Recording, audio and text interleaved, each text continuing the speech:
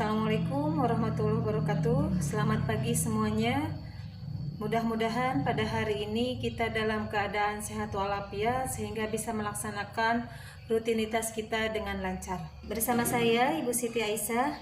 Pada kesempatan ini Ibu akan menyampaikan materi mengenai dinamika pelaksanaan demokrasi di Indonesia.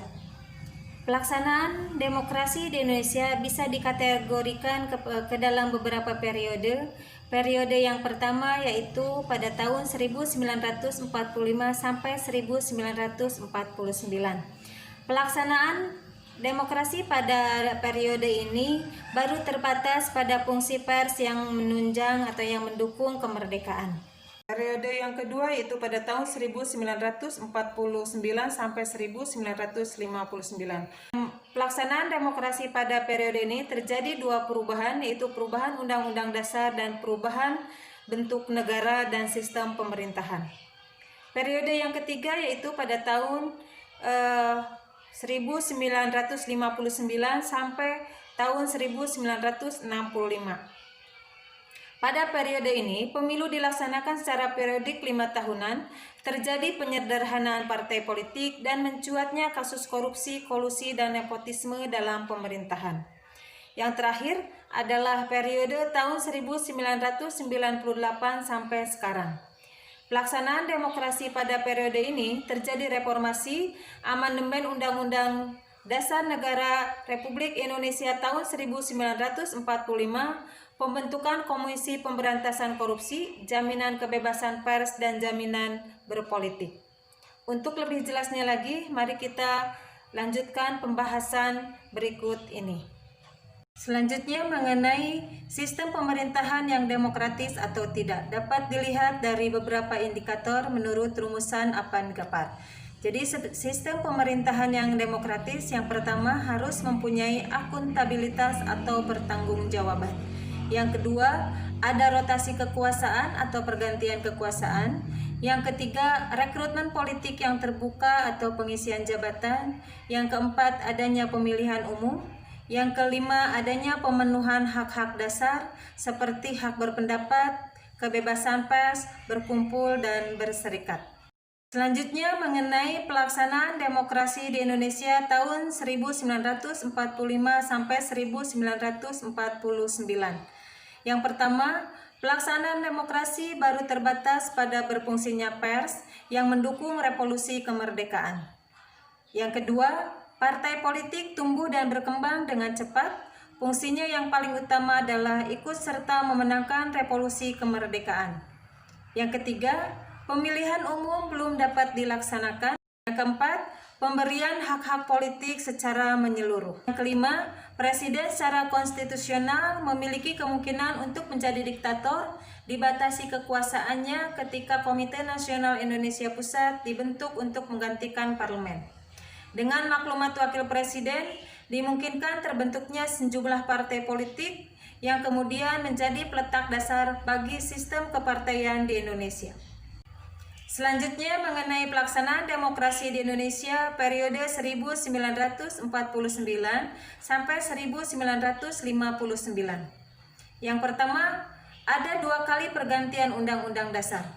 Yang pertama, pergantian Undang-Undang Dasar 1945 dengan Konstitusi RIS. Mulai tanggal 27 Desember 1949 sampai 17 Agustus 1950. Bentuk negara berubah serikat, sistem pemerintahan kuasi parlementer. Yang kedua, pergantian konstitusi RIS dengan Undang-Undang Dasar sementara tahun 1950 mulai tanggal 17 Agustus 1950 sampai 5 Juli 1959. Bentuk negara kembali kepada negara kesatuan dan sistem pemerintahan parlementer atau demokrasi parlementer. Parlemen memainkan peranan yang sangat tinggi dalam proses politik, memberi mosi tidak percaya kepada Insinyur Juanda. Media massa sebagai alat kontrol sosial, kehidupan kepartaian memperoleh peluang yang sebesar-besarnya untuk berkembang. Pemilu dilaksanakan September dan Desember 1955. Hak untuk berserikat, berkumpul dapat diwujudkan dengan jelas dengan terbentuknya sejumlah partai politik dan organisasi peserta pemilihan umum. Kebebasan pers juga dirasakan dengan baik. Selanjutnya mengenai pelaksanaan demokrasi di Indonesia periode 1959 sampai 1965. Yang pertama, situasi keamanan nasional yang sudah membahayakan persatuan dan kesatuan nasional. Soekarno mengeluarkan dekret Presiden 5 Juli 1959. Yang kedua, Presiden menyatakan pembubaran Dewan Konstituante dan kembali kepada Undang-Undang Dasar 1945. Yang ketiga, dekret Presiden mengakhiri demokrasi parlementer yang kemudian membawa pengaruh besar dalam kehidupan politik nasional. Pemerintahan Indonesia mulai dimasuki suatu konsep demokrasi yang oleh Presiden Soekarno disebut dengan atau sebagai demokrasi terpimpin. Selanjutnya mengenai pelaksanaan demokrasi di Indonesia periode 1965 sampai 1998. Yang pertama, era Orde Baru mulai 11 Maret 1966 sampai 21 Mei 1998. Yang kedua, menerapkan demokrasi Pancasila.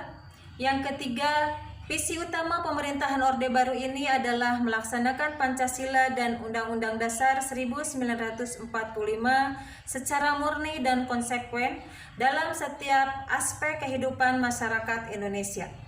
Yang keempat, lembaga kepresidenan merupakan pengontrol utama lembaga negara lainnya, baik yang bersifat suprastruktur, yaitu DPR, MPR, DPA, BPK, dan MA, maupun yang bersifat infrastruktur, LSM, dan partai politik.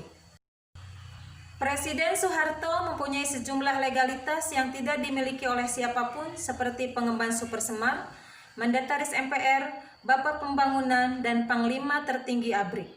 Pelaksanaan nilai-nilai Pancasila secara murni dan konsekuen hanya dijadikan alat politik penguasa belaka. Kenyataan yang terjadi, demokrasi Pancasila sama dengan kediktatoran. Yang terakhir, pelaksanaan demokrasi di Indonesia periode 1998 sampai sekarang. Penyimpangan yang terjadi pada masa Orde Baru berakibat krisis multidimensi yang diawali dengan krisis moneter dan membawa akibat krisis politik, tingkat kepercayaan rakyat terhadap pemerintah kecil. Tekanan politik dari luar negeri, dari dunia internasional, terutama Amerika Serikat, secara terbuka meminta Presiden Soeharto mundur dari jabatannya sebagai presiden.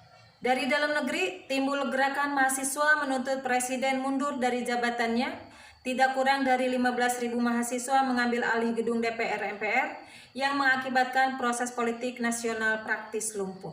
Tanggal 21 Mei 1998, Soeharto bertempat di Istana Merdeka menyatakan berhenti sebagai presiden dan menggunakan pasal 8 Undang-Undang Dasar 1945. Soeharto segera mengatur agar Wakil Presiden Habibie disumpah sebagai penggantinya di depan atau di hadapan Mahkamah Agung. Kontroversi tentang status hukumnya, pemerintahan Presiden Habibie mampu bertahan selama 1 tahun. Diberikannya ruang kebebasan untuk berpartisipasi dalam berbangsa dan bernegara, diberlakukannya sistem multipartai dalam pemilu tahun 1999.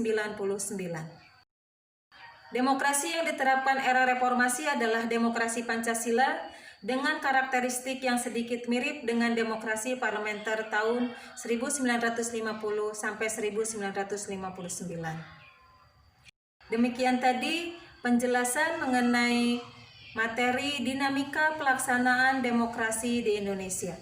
Mudah-mudahan bisa dipahami. Sampai ketemu lagi di pertemuan berikutnya. Assalamualaikum warahmatullahi wabarakatuh.